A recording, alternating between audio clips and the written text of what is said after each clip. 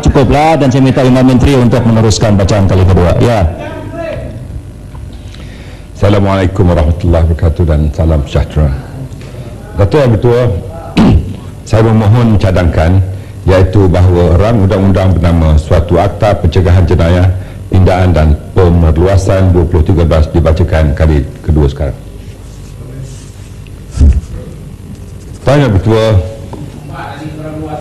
sejak inisiatif Bidang Keberhasilan Utama Negara atau NKRA diperkenalkan pada tahun 2009, kerajaan telah mencapai kejayaan di dalam inisiatif NKRA memberankan jenayah, di mana peratusan jenayah indeks telah menurun setiap tahun. Namun begitu, sejak kebelakangan ini, kadar peratusan jenayah berat dan jenayah terancang daripada keseluruhan peratusan jenayah indeks telah berlaku peningkatan. Peningkatan kes-kes jenayah berat dan jenayah terancang ini sedikit sebanyak telah meningkatkan kebimbangan rakyat akan tahap keselamatan mereka berikutan keseriusan kes-kes jenayah yang berlaku seperti mana yang dilaporkan di dalam media masa, iaitu satu, penggunaan senjata api yang berluasa; kedua, kejadian pembunuhan menggunakan senjata api; ketiga, pergaduhan antara kumpulan ahli-ahli kongsi gelap sesama mereka untuk merebut kawasan; yang keempat, perebutan kawasan pengedaran dadah; kelima, pengutipan wang perlindungan; yang keenam, sedikit pelacuran; dan yang ketujuh, sedikit perjudian. Kerajaan amat peka akan kebimbangan yang dirasai oleh rakyat dan mendengar rintihan mereka agar kerajaan mengambil tindakan segera bagi mementeras aktiviti jenayah berat dan jenayah terancang.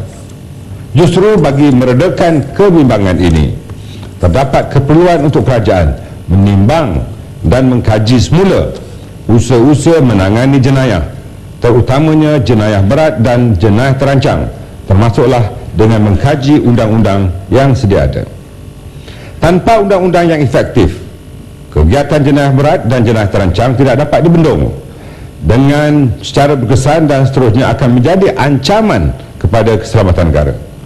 Dari aspek sosial, selain daripada peningkatan kadar jenayah, golongan pelajar juga akan menjadi sasaran oleh ahli-ahli kongsi gelap, sama ada mereka merekrut ahli-ahli baru bagi menyertai kumpulan mereka. Ya Muhammad, sama-sama bertanya Muhammad. Ya Muhammad, Gombak peraturan 22.1 itu sebenarnya adalah untuk pertanyaan-pertanyaan. Ya, terkatulah Muhammad, Majelis Masyarakat Tanggungan hingga jam 2 petang ini. Untuk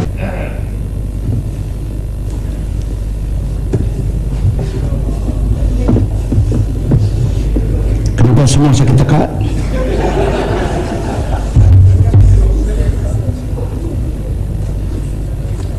Silakan. Tuan Sri Yang Ketua, saya pun tidak faham kenapa belakangan sakit tekak lepas lunch.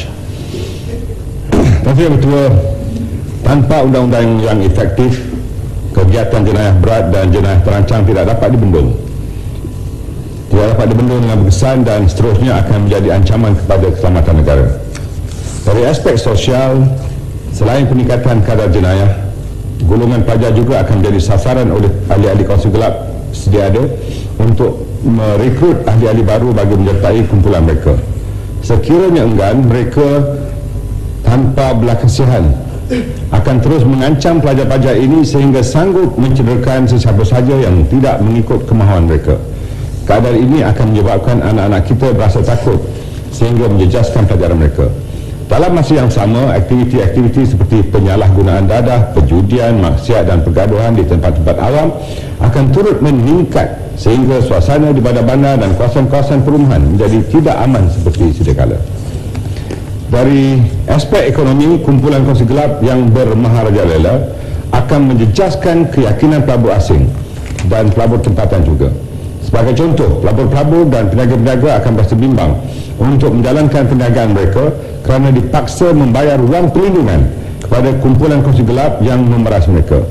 Kadar jenayah berat yang tinggi juga akan menyebabkan pelancong berasa tidak selamat dan tidak memilih untuk melancong ke negara ini. Akhirnya pembangunan ekonomi akan terencat dan seterusnya menjatuhkan nilai mata wang negara. Dari sudut politik pula terdapat juga kemungkinan kumpulan-kumpulan jenayah terancang untuk mempengaruhi ahli-ahli politik dan pegawai kerajaan bagi melindungi kegiatan mereka. Sekiranya hal ini dibenarkan berlaku, maka institusi-institusi kerajaan akan kehilangan kredibiliti dan kewibawaan serta seterusnya menyebabkan kerugian besar kepada negara. Peraturan Ketua dan Undang-Undang Pencegahan Jenayah, Pindaan dan Pengurusan 2013 yang dibentangkan di hadapan Dewan Yang Mulia ini bertujuan untuk memperkasakan Akta Pencegahan Jenayah 1959 yang sudah lapuk dan tidak relevan lagi dengan keadaan semasa dan arus teknologi yang berkembang pada masa ini. Pindaan ini dibuat bagi memastikan pihak polis boleh mengambil tindakan secara lebih efektif terhadap penjenayah-penjenayah seterusnya, membendung aktiviti jenayah daripada terus meningkat. Rang undang-undang ini memperuntukkan perkara-perkara seperti berikut. Pertama, akta ini akan diperluaskan pemakaiannya ke seluruh Malaysia. Akta Pencegahan Jenayah 1959 pada masa ini hanya terpakai di Semenanjung Malaysia sahaja. Dengan pemakaiannya diperluaskan, maka akta ini boleh berkuat kuasa di seluruh Malaysia termasuk di Sabah dan Sarawak dan wilayah Persekutuan Labuan. Yang keduanya berhubung dengan tempoh tahanan reman. Rang undang-undang ini akan menurunkan jumlah tahanan reman daripada 71 hari kepada 59 hari yang dikeluarkan oleh Magistrate dan Hakim Mahkamah Session. Jumlah ini tidak termasuk 24 jam tempoh tahanan reman pertama yang dibuat oleh pegawai polis. Dalam masa yang sama, Fasal 4 Rang Undang-Undang ini memperuntukkan bahawa reman orang yang ditangkap bagi tujuan siasatan. Subsection 4 dalam kurungan 2 memberi kuasa untuk memerintahkan reman bagi masa inkuari yang akan dikeluarkan oleh Hakim Mahkamah Session bagi siasatan yang dikategorikan sebagai kesalahan berat. Susulan itu Section 5 iaitu mengenai lanjutan tempoh tahanan reman dimansuhkan. Ketiga, bagi memastikan pemantauan yang lebih efektif, pemakaian peranti pengawasan elektronik atau Electronic Monitoring Device EMD boleh dikenakan seperti mana yang dinyatakan di dalam Fasal 6. Fasal ini memperuntukkan bahawa orang-orang yang diberi jaminan dipakaikan EMD selama tempoh yang ditetapkan. Permohonan ini akan dibuat oleh Timbalan Pendakwa Raya kepada Hakim Mahkamah Session.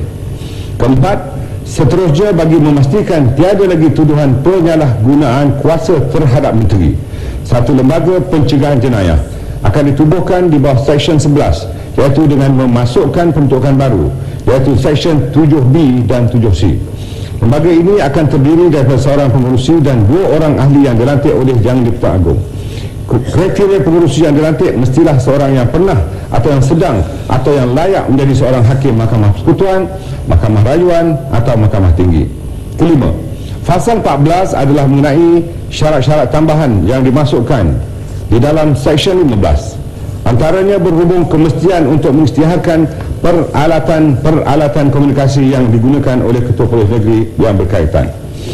Yang keenam, Fasal 19 pula adalah mengenai pengenalan Section baru 15A, iaitu tiada semakan kehakiman boleh dibuat terhadap keputusan yang dibuat oleh Lembaga Pencegahan Jenayah kecuali mengenai pematuhan kepada prosedur yang telah ditetapkan. Yang ketujuh, bagi memastikan pematuhan terhadap perintah yang dikeluarkan di bawah akta ini, Fasal 20, 21, 22 dan 24 pula dibuat bagi memperkenalkan penalti yang lebih berat terhadap kesalahan-kesalahan yang dilakukan berdasarkan kepada akta ini. Yang ke-8, seterusnya, untuk memastikan undang-undang ini adalah lebih efektif dalam pembanterasan jenayah, maka rang undang-undang ini akan dipindah di bawah perkara 149 Perlembagaan Persekutuan. Justru Fasal 23 dibuat bagi memperkenalkan bahagian baru 4A, iaitu untuk mengadakan perintah tahanan bagi tempoh tidak melebihi 2 tahun pada satu-satu masa selain pada perintah pengawasan yang sedia ada. Yang ke-8, menyedari bahawa undang-undang ini digubal di bawah perkara 149 yang membenarkan penahanan individu oleh pihak polis untuk untuk tujuan siasatan di luar norma kebiasaan tata cara jenayah dan undang-undang keterangan yang lazim, maka kerajaan telah mengambil keputusan mengadakan beberapa lindung jamin atau safeguard dengan izin seperti berikut. A. Memasukkan fasal 19A, fasal 19E, iaitu mengenai pengemukaan laporan tahunan kepada Parlimen, dan B. memperkenalkan sunset clause seperti mana yang dinyatakan di dalam fasal 19F. Peruntukan ini memerlukan supaya bahagian 4A mengenai perintah tahanan ini dikaji semula setiap 5 tahun dan hendaklah terhenti berkuat kuasa, melainkan jika apabila semakan dibuat suatu ketetapan diluluskan oleh kedua-dua majlis parlimen untuk melanjutkan tempoh kuat kuasa peruntukan ini. Yang ke-10, untuk menangani isu saksi takut memberi keterangan, kepentingan umum dan keselamatan saksi akan dilindungi seperti mana yang dinyatakan di bawah fasal 21A yang melarang penzahiran maklumat seperti mana yang dinyatakan di dalam fasal 25. Yang ke-11, akhir sekali, fasal 26 pula adalah mengenai pindaan terhadap seksyen 22 untuk memberi kuasa pada menteri bagi meminda jadual ketiga akta ini. Tuan Sri Yang Tua, sebelum ini terdapat undang-undang pencegahan yang digunakan di mana kuasa yang cukup diberikan kepada pihak polis untuk menangani kes-kes jenayah terancang dan jenayah kekerasan dengan lebih berkesan. Malah merupakan elemen utama dalam langkah pencegahan jenayah. Keberkesanan undang-undang tersebut juga sudah terbukti semasa Ordinans Darurat Ketenteraman Awam dan Mencegah Jenayah 1969 dikuatkuasakan sebelum ini. Dalam hal ini, keselamatan dan ketenteraman awam tidak sepatutnya diperjudikan semata-mata disebabkan penolakan terhadap peruntukan penahanan pencegahan tanpa bicara yang dilihat sebagai melanggar hak asasi manusia. Rakyat seharusnya jelas dan yakin mengenai keperluan peruntukan seumpama ini. Walaupun terdapat pihak-pihak tertentu yang mempunyai kepentingan akan menentang dan mengutuk tindakan kerajaan untuk memperkenalkan semula peruntukan tahanan pencegahan sebagai tidak berperikemanusiaan dan sebagainya, namun ia masih diperlukan demi kepentingan dan keselamatan rakyat. Penahanan tanpa bicara mempunyai kelebihan dalam aspek tindakan pencegahan ke atas jenayah terancang dan jenayah kekerasan. Ini kerana jika kes umpama itu dibicarakan di mahkamah, terdapat keperluan untuk memanggil saksi yang mana ia merupakan suatu masalah besar apabila saksi keberatan untuk tampil memberi keterangan. Terdapat banyak kes di mana saksi bagi kes-kes jenayah terancang dan jenayah kekerasan sebelum ini telah dibunuh, diugut dan sebagainya yang menyebabkan mereka takut untuk memberi keterangan. Tuan Sri Yang Tua, antara kekangan utama dalam proses siasatan kes-kes jenayah terancang dan jenayah kekerasan ialah ketiadaan corroborations bagi mengukuhkan keterangan. Ini merupakan cabaran terbesar dalam memerangi jenayah terancang dan jenayah kekerasan. Kegagalan menemui barang kes sebagai senjata yang digunakan akan menyebabkan kes tersebut tidak boleh dibawa ke mahkamah walaupun pengakuan suspek berjaya direkodkan oleh pihak polis.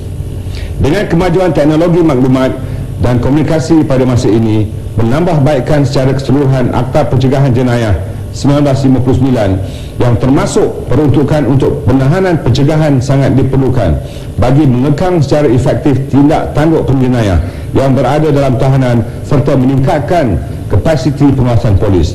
Ini adalah penting kerana bantuan peralatan komunikasi yang canggih, penjenayah khususnya dalam kongsi gelap yang dikenakan perintah pengawasan atau tahanan pencegahan masih mampu meneruskan aktiviti jenayah melalui arahan yang boleh diberikan dengan mudah kepada ahli kumpulan masing-masing, misalnya memberi amaran atau mencederakan saksi. Sehubungan ini juga adalah wajar dipastikan penjenayah yang dikenakan perintah pengawasan polis tidak dapat berhubung dengan pihak luar untuk memberi arahan misalnya yang boleh mengancam keselamatan saksi atau mengganggu siasatan polis. Justru dengan mandat yang diberikan oleh rakyat pada pilihan raya umum yang lalu, kerajaan dengan penuh kepertanggungjawaban akan memastikan semua rakyat Malaysia terlindung dan terus hidup dengan keadaan aman. Keamanan ini tinggi nilainya berbanding dengan pergolakan di beberapa buah negara di luar sana. Ingin saya tegaskan di sini bahawa penjenayah adalah buta warna dan tidak mengira siapa pun mangsa mereka. Kita perlu menerima kenyataan sungguh pun ia pahit untuk ditelan. Oleh yang demikian, saya menyeru agar semua pihak mengedepikan fahaman politik dan kepentingan diri masing-masing bagi membuat penilaian rasional demi kepentingan keselamatan dan kesejahteraan rakyat Malaysia secara keseluruhannya. Yang kedua, berkesempatan ini juga suka saya menyatakan bahawa selepas mengambil kira pandangan pelbagai pihak dan engagement dengan beberapa pihak, terdapat beberapa makluman balas yang telah diterima. Sebagai usaha untuk menambah baikkan rang undang-undang yang dibentangkan di hadapan Dewan Yang Mulia ini, walau bagaimanapun saya serahkan kepada kebijaksanaan ahli-ahli yang berhormat membahaskannya di peringkat jawatankuasa nanti. Antara huraian-huraian yang telah dibangkitkan yang telah kami ambil kira ialah: satu, supaya tempoh reman dinaikkan dari 39 hari kepada 60 hari. Kedua, supaya bilangan ahli lembaga pencegahan jenayah yang bakal dibentuk ditambah kepada 5 orang kesemuanya. Ketiga, memberi kuasa kepada menteri untuk meminda, memotong dan menambah jadual. Maaf Tan Sri. Yang keempat, supaya kuasa menyediakan kenyataan bertulis semasa permohonan reman di Mahkamah Magistrate dibuat oleh seorang pegawai polis berpangkat tidak rendah dari inspektor. Permohonan reman di Mahkamah Seksyen pula kenyataan bertulis oleh pegawai polis berpangkat tidak rendah dari ASP dikekalkan. Yang kelima, memotong Seksyen 7C yang memperuntukkan kriteria dalam pengeluaran perintah tahanan dan perintah pengawasan oleh lembaga pencegahan jenayah. Dan yang keenam, supaya memasukkan peruntukan baru untuk pemasangan peranti EMD pada mereka yang diperintahkan diletakkan di bawah pengawasan polis. Tan Sri Yang Tua, saya mohon mencadangkan. Ada menyokong? Saya menyokong. Speaker.